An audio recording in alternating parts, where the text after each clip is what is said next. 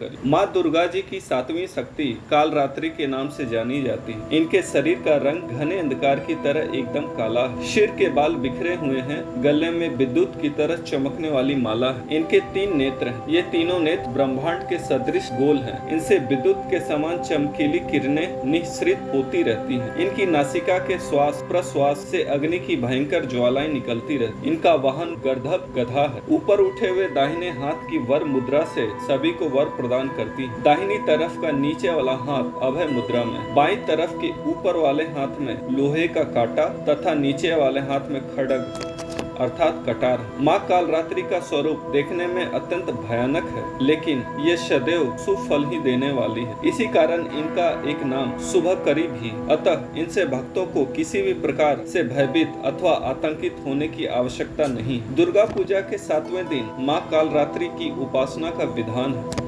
इस दिन साधक का मन शस्त्रार्थ चक्र में स्थित रहता है। उसके लिए ब्रह्मांड की समस्त सिद्धियों का द्वार खुलने लगता है। इस चक्र में स्थित साधक का मन पूर्णतः माँ कालरात्रि के स्वरूप में अवस्थित रहता है। उनके साक्षात्कार से मिलने वाले पुण्य का वह भागी हो जाता है। उसके समस्त पापों विघ्नों का नाश हो जाता है। उसे अक्षय पुण्य लोकों की प्राप्ति होती है। माँ कालरात्रि दुष्टों का विनाश करने वाली, दानव दैत्य राक्षस भूत प्रेत आदि इनके स्मरण मात्र से ही भयभीत होकर भाग जाते हैं। ये ग्रह बाधा को भी दूर करने वाली है। इनके उपासक को अग्नि भय, जल भय, जंतु भय, शत्रु भय, रात्रि भय आदि कभी नहीं होते। इनकी कृपा से वह सर्वथा भय मुक्त हो जाता है।